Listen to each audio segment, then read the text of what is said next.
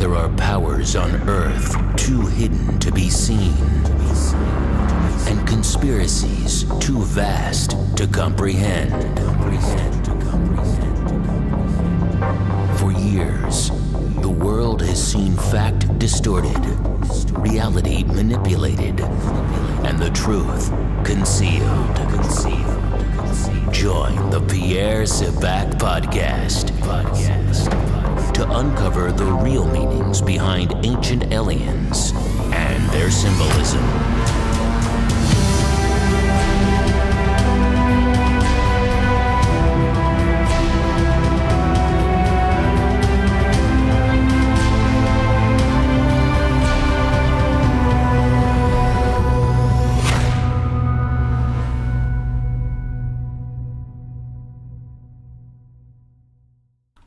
Hello, this is Pierre Sebac, unlocking the keys to the mysteries. Now today I'm going to be talking about the Kerubim, and the Kerubim are related to another species of angels referred to as the Ishim. So if you haven't seen the Ishim video, it might be useful to actually go back and have a look at the Ishim video as well. Now the Kerubim are in the Hebrew, they're known in the Latin and in the English as the cherubim. They can be understood to be a proto-human species, and these angels are therefore born or conceived from a wheel or a vessel. This would be the Ophanim wheels. So within the Apocrypha, one who is born from a wheel or a vessel is conceived as one who is born from a ship. One who is born from a ship is a noble. Noble appertains to the naval tradition. The naval tradition is the classical classis, a naval fleet, classified, that which is classified. So therefore the nobles or lordship, one born from a boat, are from this secret or covert tradition, which is essentially describing the ship of state and the interactions between angels and men. Malak an angel, Malak a sailor. So that in summary is what we're dealing with here. We're dealing with the scatological tradition, the study of angelic ships and vessels within the classical and religious mythology. Now within astrological symbolism, the Kerubim, they're affiliated to the Pleiades, and so they are said to originate from the Pleiades. The argument for that is actually very complicated and is based on complex etymology. It's something that I want to talk about, but it's not something that I want to go into in this video. Now the etymology of the word cherubim is a derivation from the Hebrew word kerev, which is a sword. So therefore, using the paronomasia, the angels or the cherubim are typically referred are typically shown with a sword, kerev, which is a sword. Again, it suggests one who is armed, and it's indicative of the host.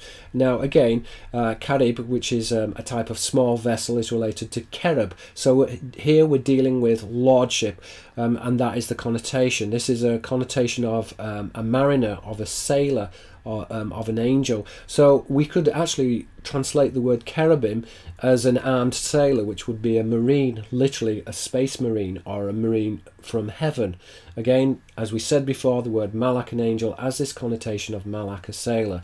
In this respect, we are referring to here as we're referring to the proto-human angels as opposed to the seraphim, because the seraphim are non-human angels which are distinct, and therefore we have this split within the occult tradition, which is the dialectic. I describe this split as the seraphim-cherubim dialectic. So the cherubim are traditionally said to be armed, so they are part of a crew member of a military vessel, which can be deemed as or part of the angelic host. But in this respect, this is the human component to the angelic host.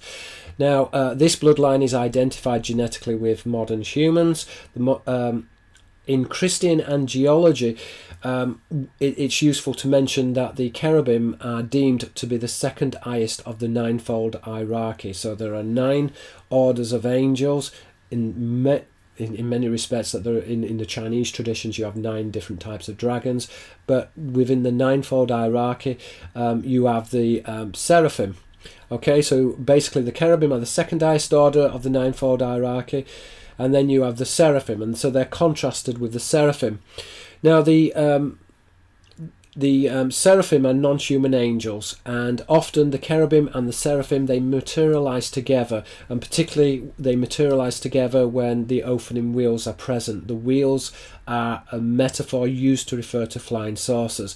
So symbolism appertaining to the wheel would be a chariot. You would also have the throne as well, because the throne and the wheel combined together is a throne chariot, which symbolises the rule or domination of the angels over mankind through their vassals, which would be the throne. The throne in this respect is used to represent an angelic chariot or the opening wheels. So if we go back into the prehistory of angels, this is very interesting, because there was a war in heaven which seems to have been between the seraphim, which were the non-human angels, and then the cherubim, which are the proto-human angels. Essentially, from deconstructing and looking at the occult tradition, it seems as though that the cherubim were in a weaker position and they surrendered and submitted to the contractual agreement of the Elohim. Now, the word Elohim means the lofty ones. Again, the word Elohim has this connotation of a serpent or a viper because of the word play in the Hebrew between Erin, which is a watcher, or a shining one. Again, it's a clayleptical symbol. So if you take the word Erin, which is a watcher or shining one, and render it again in the Hebrew, you get the word Sopheth, which is a watcher, and then you get seraph from the etymology of serapha, which is fire. So again, the seraphim are the watchers or the shining ones, which are connected etymologically to the Elohim.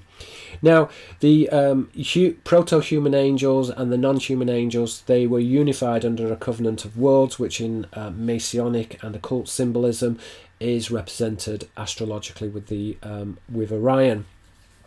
Now, again, it's important to say here that within the occult tradition, the cherubim are a race which are spliced with the seraphim to form the Adamic model. And this is important because the Adamic model is this conduit which is sexually compatible with both the seraphim and the cherubim. So this was part of what was the second creation, which was the planting of the Adamic races. Now, this within Neoplatonic philosophy is essentially the corruption of the anthropos. The corruption of the anthropos, you had three proto-races, and the coming together of the seraphim and the cherubim, or proto-humans, created this Adamic model. This Adamic model was the corruption of the anthropos. Within biblical theology, you see the fall of mankind through the serpent. Again, it's the same idea which is covered. So the Adamic human is a model human being, and he's referred to in the Bible or the biblical tradition as the Ben Achadam, which is literally the Son of Man. And it's very interesting because when we look at the monogenes, which again seems to be, if you like, the synthesis of the dialectic between the seraphim and the cherubim, the monogenes, literally one race, which was Christ, who was described as being the only begotten Son. But theologically, there was this split within the church. The argument essentially fell between two proponents of the church. One proponent said essentially that Christ was the Ben Achadam, he was the Son of Man. The other section of the priesthood, which was represented by the seraphic, said no, he's the Ben Acheloim, which is therefore he is a grafted lineage. And again, the symbolism of the cross is this idea of being grafted to a tree, the grafting of a bloodline. Again, the thorn is used to represent Sirius, so a crown of thorn, hieroglyphically, the thorn is used to represent Sirius. So we're seeing, therefore, that there is this split, and this split goes back into the classical world, into the Pythagorean and Euclidean tradition, which is the dialectic, which can be essentially, within occult symbolism, is the seraphim-cherubim dialectic. This is the secret teaching of angels, but these angels are human and non-human. So the Pythagorean tradition, Proto-Agoras, the speaker of the seraphim, is this secret part of the priesthood which are affiliated to non-human angels represented as the seraphim. Again, within the Euclidean tradition, Euclid is to copy or to ape. Kurd in Arabic is an ape, is referring to the human tradition. Again, within the Greek traditions, you have this relationship with Semele, would be the moon goddess, Simia, which would be an ape. So you're finding these correspondences between the serpent and the ape, typically within occult symbolism. So the cherubim, therefore, are a proto-humans, and they're a seed which was utilised to recreate the Adamic man, which was planted on the earth by the Elohim, which was known as the second creation. And there is an extremely complex mythology. In my book Holographic Culture, I've managed to stitch together some of the different fragments of this mythology. It's by no means a comprehensive mythology, but it is actually based upon the etymology and the linguistic deconstruction. So it's very interesting from that perspective. Now we see therefore the cherubim, they the cherubim and the Aborigine man, which were the native hominids which were indigenous to the earth, and the seraphim, all these different strands of DNA are combined to create an Adamic race. And the Adamic races are very close to the cherubim, which are these proto-humans. Now, the Adamic races are sexually viable with both the seraphim and the cherubim. And again, it's suggestive of a grafted offspring. Now, the denigration of this grafted offspring were the Nephilim. These were the unsanctioned lineages, but the sanctioned lineages of the grafted offspring were the royal bloodline. And so we see, therefore, that there is this relationship between sanctioned and non-sanctioned bloodline. So, for example, in the Greek, we have Anak's a prince is a diptych paranomasia on the Hebrew word Anak, which is a giant. And again, there is this relationship between, if you like, in the Arabic, sultan and shaitan, again, which is related to shilton, which is government, so the ship of state. So there are these connotations between human and non-human lineages which are very important and which are encoded within language. Now, the coming together and the creation of this Adamic man, which is an intermediate being, it was very controversial, and it was essentially the fall of the anthropos, which led within Christian symbolism to the sin within the world and to conflict. And it was also identified with the formation of grafted bloodlines. As we said before, some of these bloodlines were sanctioned in the ancient world and were therefore deemed to rule over man. So Malak an angel, Melech a king. But then there was these unsanctioned bloodlines as well, which were the Nephilim, which were destroyed in the deluge, or were reputed to be destroyed in the deluge. So, the Royal Commission therefore has this authority by the Elohim, the High Ones, to rule over mankind. And this is really the inauguration of the Parallel Society. The Parallel Society goes back originally to the Seraphim Cherubim dialectic, the tradition or the occult tradition between human and non-human angels. Now, in many respects, it's inequitable. So this parallel society, it is unequal, and it has caused strife and competition on earth, and it's also behind the occult tradition of warfare as well. And it goes back essentially to the Covenant of Worlds and the agreement, if you like, with the recreation of the Adamic man from the cherubim and the seraphim, and this agreement of planting the Adamic man on the earth. And this feeds into the Luciferic and Sethian traditions, and again this idea of a republic, or whether man should be represented by the monarchical bloodline, is behind, pretty much when you break it down, is behind the occult tradition of warfare on the planet. So these are major divisions, and some of these divisions are angelic or originate from heaven.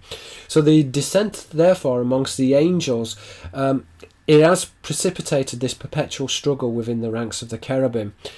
And as I said before, although it's occult in dimension, there is also this exopolitical, it's exopolitical as well, because the rulers are these arbitrators between heaven and earth. So therefore, they are in communicado with heaven, and this is symbolized with the ship of state, government, gubernatio, a navigator or a pilot of the ship of state.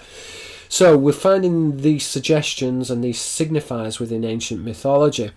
And therefore, sections of the cherubim are antagonistic towards the seraphim, hence the partition within the occult tradition between the human and the non-human elements, or the Pythagorean, the serpent tradition, and the Euclidean tradition. Now it is said that the coming together of these two traditions, the dialectic, which is a seraphim cherubim dialectic, will result in the synthesis. The synthesis within Christian symbolism is the coming back of Christ and the coming of the kingdom of God. Now this refers to the synthesis So that's essentially the symbology, if you like, with the cherubim, broken down into its very core essence. So aspects of the cherubim are antagonistic with the seraphic host. Now, obviously, within the Bible and within the Elohistic traditions, the seraphim often appear with the opening wheels, and they appear in combination with the cherubim. So there are elements of the angelic host which are working together, which are both human and non-human, and this ties in with what we know about modern ufology, in terms of that often aliens will appear, and some of these aliens will be human and non-human, and they seem to be working together, and so this is very consistent with a very ancient and very old tradition. So that's essentially who and what the cherubim are. If you've enjoyed this video, then please subscribe. Please also look at my other video on the angels and the angelic sailors, because all of these videos are actually related together, and it gives you a bigger picture of the symbology behind the angel, the angelic sailors. So thank you for listening. This is PS Sabak. Let's try and make this a better world. Thank you very much.